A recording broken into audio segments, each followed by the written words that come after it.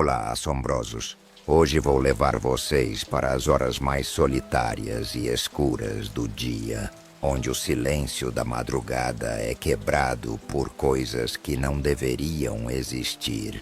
Vamos mergulhar nos relatos daqueles que trabalham enquanto o resto do mundo dorme. Os trabalhadores noturnos. Então prepare-se. Apague as luzes. Coloque os fones de ouvido e mergulhe comigo no lado mais sombrio da realidade. Se você tem coragem, fique comigo.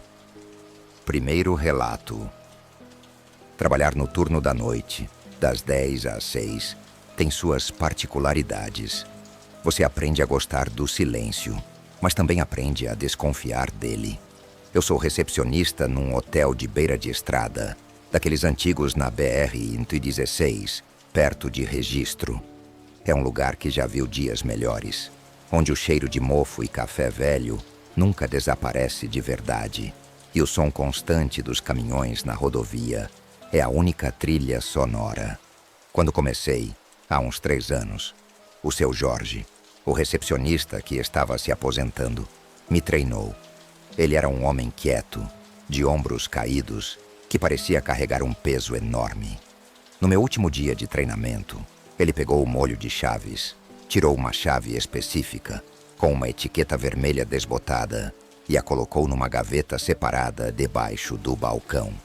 Ele olhou bem para mim e disse que, como meu nome era Marcos, o mesmo do neto dele, ele ia me dar o conselho mais importante da minha vida.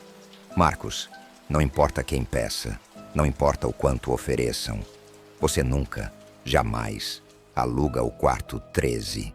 Nunca. Eu, claro, achei que era superstição. Qual o problema dele, seu Jorge? Vazamento? Elétrica ruim? Ele só balançou a cabeça devagar. O problema não é o quarto. O problema é o que usa o quarto. Só diga que está em manutenção. Sempre. Nos 2 primeiros anos foi exatamente o que fiz. Honestamente, ninguém nunca pediu especificamente por ele. O hotel raramente ficava cheio e o 13 ficava no fim do corredor do 2º andar, um lugar meio isolado. Às vezes o interfone dele tocava, mas quando eu atendia, era só estática.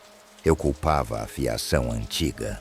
Tudo mudou numa terça-feira de inverno, umas 3 semanas atrás.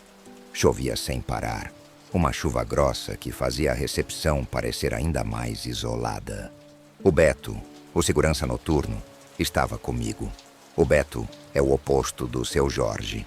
Ele é cético, faz piada de tudo e acha que qualquer história de fantasma é coisa de quem bebeu demais. Noite morta, hein, Marcão? Ele disse, olhando o celular. Morta é pouco, respondi, fechando o livro-caixa. Foi quando o sino da porta principal tocou, um som agudo que cortou o barulho da chuva. Eram quase 3 da manhã. Entrou um homem.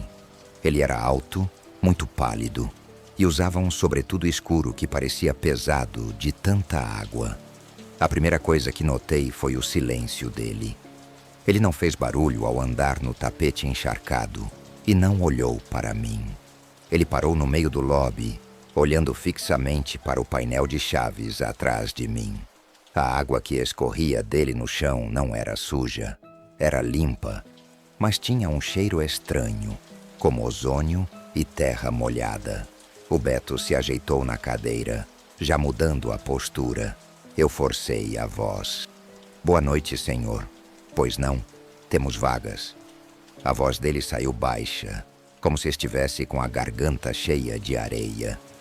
Eu quero o quarto 13. Eu senti o sangue gelar. O Beto me olhou, levantando uma sobrancelha. Lembrei do aviso do seu Jorge. Senhor, me desculpe.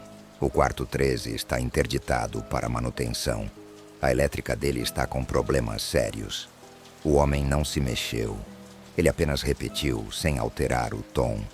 Eu quero o 13. Senhor, como eu disse, não é possível.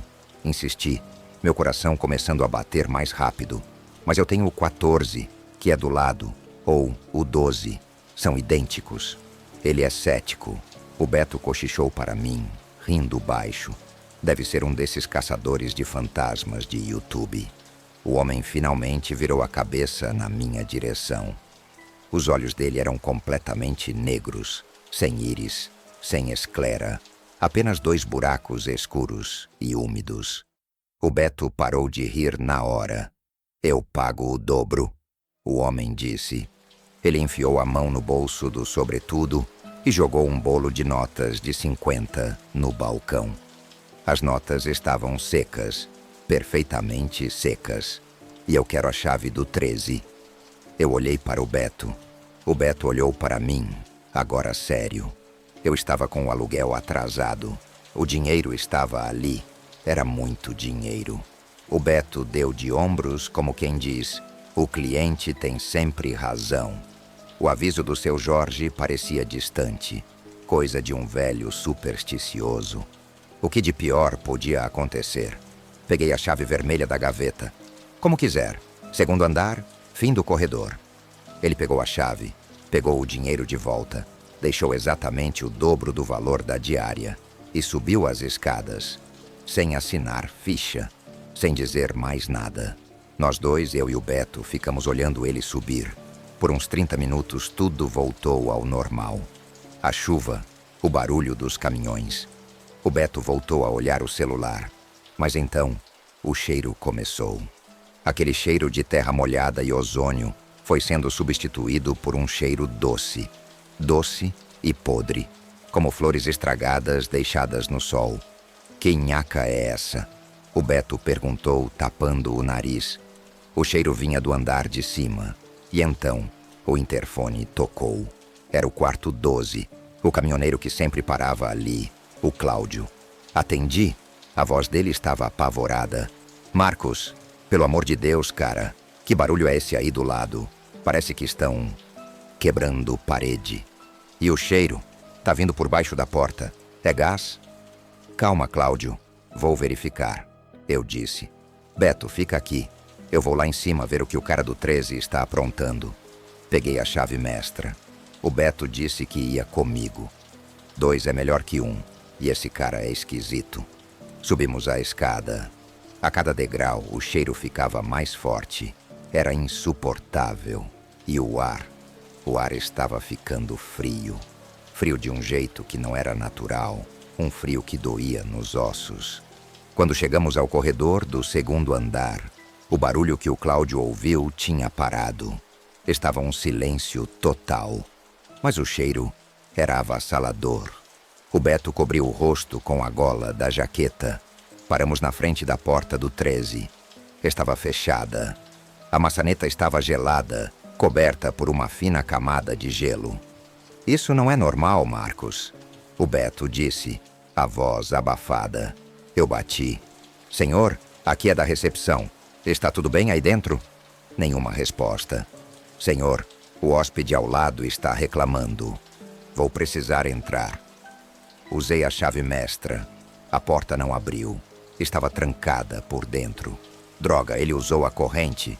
Arromba, o Beto disse. Nós dois forçamos a porta com o ombro. 1, 2, 3 vezes. Na quarta, a corrente estourou e a porta abriu com um estrondo. O quarto estava escuro como breu. A luz do corredor não parecia entrar. O Beto pegou a lanterna. O quarto estava vazio. A cama arrumada. A janela fechada. O cheiro parecia estar vindo do banheiro. A porta do banheiro estava entreaberta. O Beto apontou a lanterna. E foi aí que vimos o espelho. O espelho acima da pia não estava refletindo nada. Ele não refletia a luz da lanterna, não refletia a porta. Ele era uma mancha de escuridão e estava ondulando, como se fosse feito de óleo preto. O Beto deu um passo para trás. Que porra é essa? Eu estava congelado, e de dentro daquela escuridão líquida, o rosto do homem pálido surgiu. Ele não estava no quarto, ele estava dentro do espelho. Ele olhou para nós e ele sorriu. Um sorriso que rasgou o rosto dele de orelha a orelha. Então, uma mão saiu do espelho. Uma mão pálida, de dedos longos, que agarrou a borda da pia. O espelho começou a trincar, não com som de vidro, mas com som de ossos secos quebrando. O Beto gritou. Ele me empurrou para trás. Corre, Marcos, corre. Nós não descemos as escadas. Nós caímos por elas. Corremos para a recepção. Passamos pelo balcão e nos trancamos na sala da administração, nos fundos. O Beto trancou a porta e colocou um arquivo de aço na frente. Ficamos lá, ofegantes, ouvindo. O hotel estava em silêncio. Você viu? Você viu aquilo? Eu mal conseguia falar. Eu vi. O Beto disse, pálido. O ceticismo dele tinha sumido. Ficamos lá até o dia amanhecer. Não ouvimos mais nada. Quando deu 6 horas, o seu Jorge chegou para pegar o relatório da noite.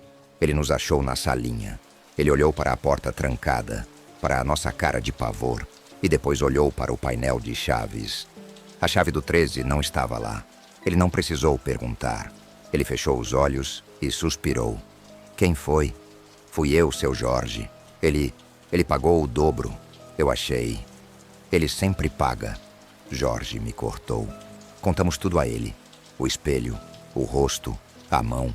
O Beto confirmou cada palavra. Seu Jorge subiu. Nós fomos atrás, com o sol já entrando pelas janelas. O corredor estava normal. O cheiro tinha sumido. A porta do 13 estava aberta, como a deixamos. Entramos. O quarto estava intacto. A cama arrumada. E o espelho do banheiro. Estava pendurado no lugar. Perfeito. Sem nenhuma marca. O Beto tocou o vidro. Mas não é possível. Nós vimos. Eu sei, disse o seu Jorge. Ele foi até a cama e levantou o travesseiro. Embaixo dele estava a chave vermelha do quarto 13. E em cima do lençol, perfeitamente secas, 2 notas de R$ 50. O Beto pediu demissão na mesma hora. Ele disse que ia voltar para o interior, que a noite não era para ele. Eu fiquei para terminar de passar o turno para o seu Jorge. Quando estávamos sozinhos, eu perguntei, o que era aquilo? Ele se sentou na cadeira da recepção. Eu não sei o que é. Eu só sei que o quarto 13 não é um quarto. É uma porta. E ela fica trancada. Mas de vez em quando alguém que pertence ao outro lado vem bater. Você abriu, Marcos. Você deixou entrar. Eu pedi demissão naquela tarde. Peguei minhas coisas e nunca mais voltei. Hoje, eu trabalho como motorista de aplicativo. Mudei de cidade, mas a coisa não me largou. Às vezes, quando eu pego um passageiro muito tarde da noite e ele fica quieto demais no banco de trás, eu olho pelo retrovisor e por um segundo, antes da luz do poste bater, eu vejo. Os olhos dele não estão me refletindo. São só 2 buracos escuros me observando. Segundo relato. Meu nome é Gilberto. Há uns 8 anos eu ganho a vida como técnico de manutenção de elevadores. É um trabalho ingrato, um que ninguém nota até que algo dê errado. E nos últimos 3 anos, eu faço isso no turno da madrugada. Eu sou o cara que você liga às 3 da manhã quando o silêncio do prédio é quebrado pelo alarme de alguém preso. Meu plantão é das 11 da noite até às 7 da manhã. A maior parte do tempo, eu fico na base. Uma salinha nos fundos da empresa, com cheiro de graxa e café requentado, cercado por peças e manuais. O rádio fica mudo, o celular quieto. Você aprende a gostar da solidão, mas também aprende a desconfiar do silêncio. Quando o telefone toca nesse horário, nunca é boa notícia. Naquela noite de quinta-feira, em julho, o ar estava cortante de tão frio em São Paulo. Eu estava cochilando na cadeira, com os pés na mesa, quando o rádio chiou, quebrando o silêncio e me fazendo pular. Era um chamado automático do sistema. Edifício Garbo, no centro. Eu conhecia o Garbo. Era um daqueles prédios comerciais gigantes dos anos 50. Uma época em que tentavam fazer tudo parecer luxuoso.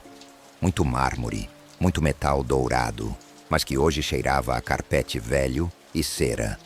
De dia, era um formigueiro de escritórios de advocacia e contabilidade. De noite, era um mausoléu. Só ficava o segurança da recepção. O chamado era específico. O sistema de diagnóstico remoto, que é conectado direto ao cérebro do elevador, indicava uma falha grave no social principal, o de número 1.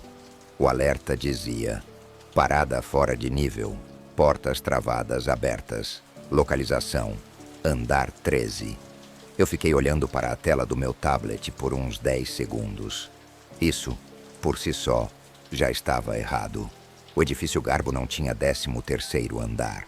Como a maioria desses prédios antigos, o dono original era supersticioso. Os botões no painel pulavam do 12 direto para o 14. Peguei meu celular e liguei para a recepção do prédio. Demorou a atender. Edifício Garbo, Adalto falando. A voz dele era sonolenta, arrastada. Seu Adalto, aqui é o Gilberto, da manutenção de elevadores.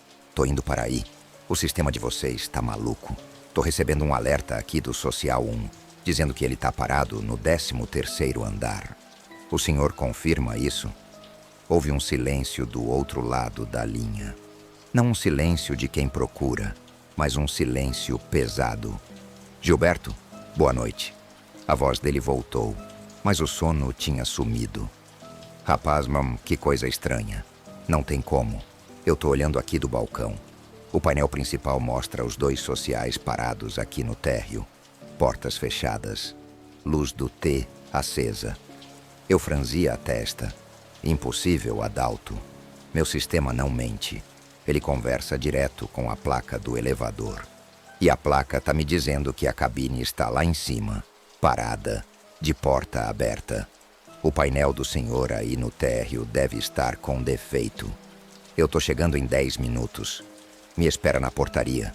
Vou ter que subir na casa de máquinas. Tá certo, Gilberto. Mas toma cuidado. Esse prédio é velho. E essa história do andar 13 não é boa. Que história? Perguntei, enquanto pegava a maleta pesada de ferramentas. Deixa quieto, coisa de velho. Ele desconversou. Só toma cuidado lá em cima.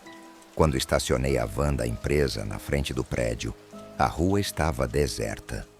O lobby do Garbo era gigante e silencioso. O som dos meus passos no mármore ecoava como se eu estivesse numa igreja. Seu Adalto estava atrás do balcão de madeira escura, parecendo pequeno no meio de tanta vastidão. Ele era um senhor que devia ter uns 70 anos, magro, uniforme impecável, e trabalhava ali desde que o prédio era novo. Ele era parte da mobília. Seu Adalto, olha aqui. Mostrei o tablet. A luz vermelha piscava. Andar 13. Ele apontou para o painel de bronze na parede. E olha ali, Gilberto. T, os 2. Eu juro não saiu daqui. Fomos até as portas do elevador social 1. Encostei o ouvido no metal. Silêncio. Bati com os nós dos dedos. O som foi oco. A cabine não estava ali. O senhor tem razão. Ele não está aqui, eu disse. Mas o meu sistema diz que ele está lá em cima. E se a placa principal diz que está lá, é porque ela acha que está lá. Pode ser um erro no sensor de nível. Ou a placa pifou. Vou ter que subir. Pela escada? Ele perguntou, preocupado. Não. Eu pego o social 2, o que está funcionando. Entrei no elevador 2. O interior era de madeira escura. O cheiro de cera era forte. Apertei o botão 22, o último andar, onde ficava a casa de máquinas. As portas fecharam. A cabine subiu. Passei pelo andar 12 e o indicador pulou direto para o 14. Como era o esperado, cheguei na casa de máquinas. Era um lugar quente, barulhento, com o zunido dos motores e o cheiro forte de óleo e eletricidade. Fui até o painel de controle do elevador 01 e ali meu sangue começou a gelar. O painel digital da placa-mãe, o cérebro da máquina, também tinha um display. E ele confirmava o que meu tablet dizia. Piscava em vermelho. Erro. Parada de emergência. Nível 13. Tentei um reset manual. Desliguei a chave geral, esperei 30 segundos e liguei de novo. O sistema reiniciou e voltou a piscar. Erro. Nível 13. A máquina tinha certeza que estava no 13º andar. Peguei o rádio. Adalto, tá na escuta? O cérebro da máquina aqui em cima também diz que tá no 13. O reset não funcionou. Não tenho o que fazer. Eu vou ter que descer de escada até o poço, ver o que está acontecendo com os sensores de parada. Tem alguma coisa travando a leitura. Gilberto, pelo amor de Deus, não tem como... Ele começou. Adalto, eu sou técnico. A máquina tá me dizendo onde ela tá. Eu tenho que ir. Vou descendo pela escada de serviço. Me encontra no andar 12. Desci as escadas que cheiravam a poeira e concreto. Encontrei o Adalto na porta corta-fogo do 12º andar. Ele estava pálido. Gilberto, vamos embora. Deixa isso para a equipe do dia. Esse prédio não gosta de gente de noite. Eu sou a equipe da noite, Adalto. E não posso deixar um elevador social travado. Vamos lá. Abri a porta do poço no andar 12. Era um buraco escuro. Apontei a lanterna para cima.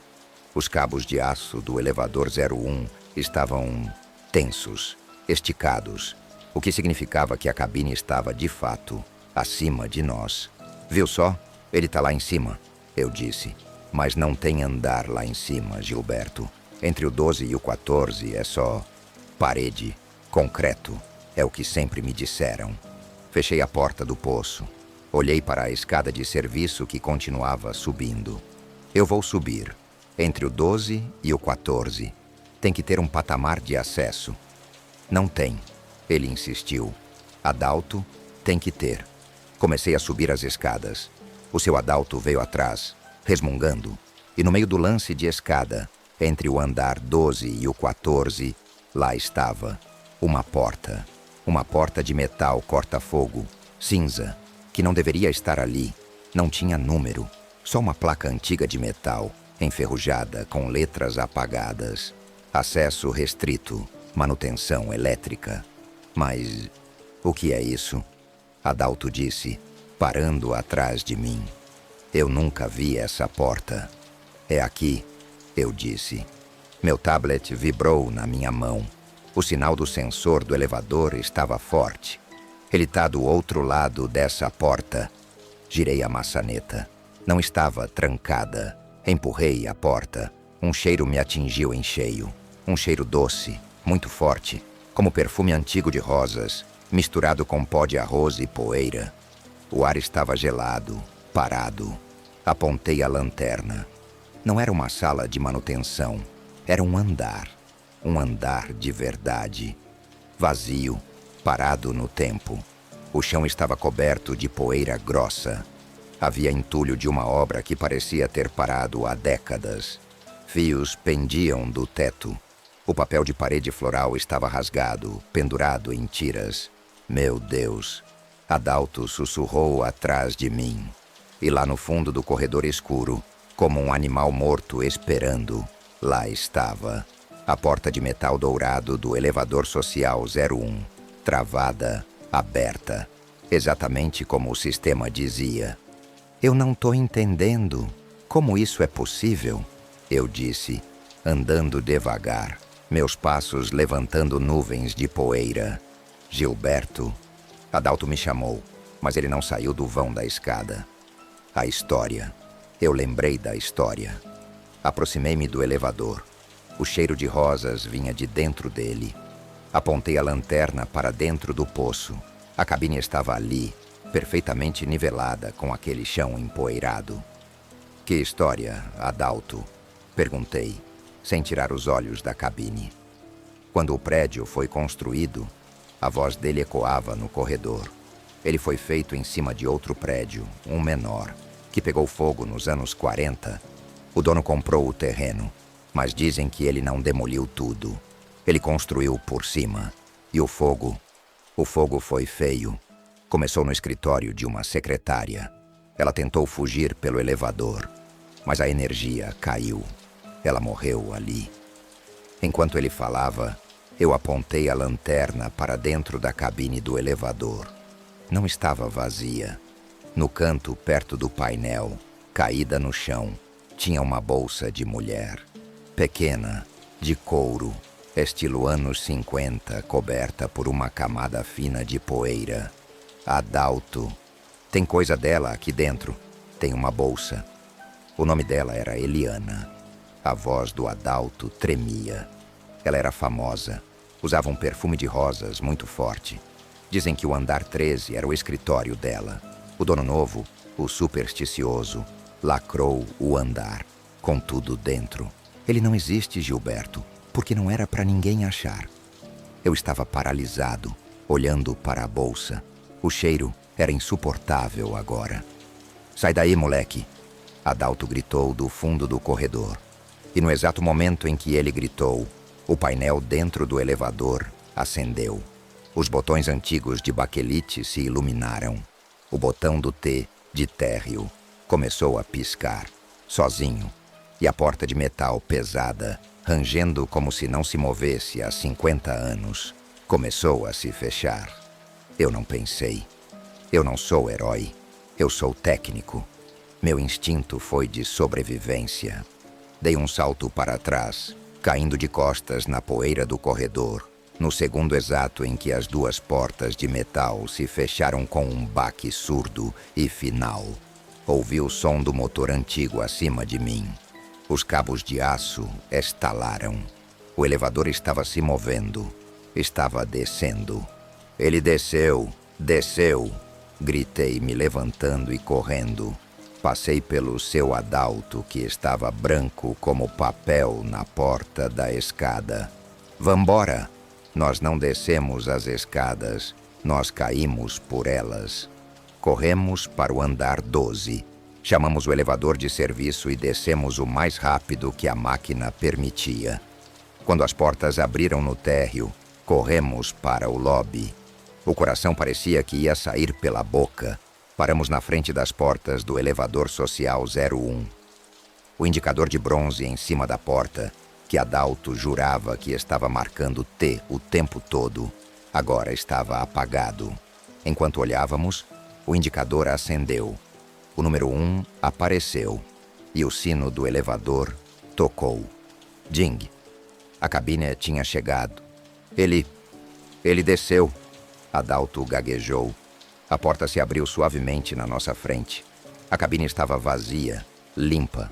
O carpete vermelho, impecável. Não tinha bolsa, não tinha poeira. Meu tablet na minha mão apitou. Olhei para a tela.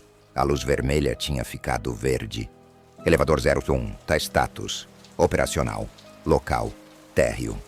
Eu e Adalto ficamos parados, olhando para a cabine vazia. E então, nós dois sentamos ao mesmo tempo. Saindo de dentro da cabine vazia, um sopro de ar frio e um cheiro. Um cheiro doce, antigo e avassalador de perfume de rosas.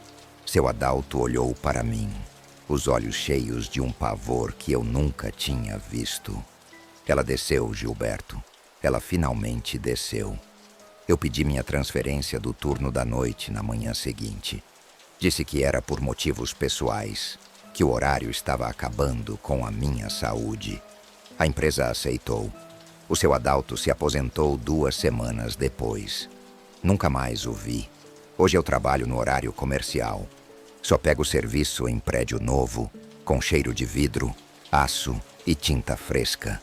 Mas às vezes, quando estou sozinho em uma cabine e o ar fica muito parado, eu sinto aquele cheiro.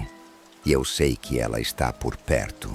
E eu só rezo para a porta abrir logo. Obrigado por chegar até aqui, assombrosos. Se você conseguiu acompanhar esta história até o fim, parabéns. Você enfrentou o lado mais sombrio da realidade comigo. Não se esqueça de se inscrever no canal e ativar o sininho para não perder nenhum dos nossos próximos relatos. Se você tem coragem, fique comigo.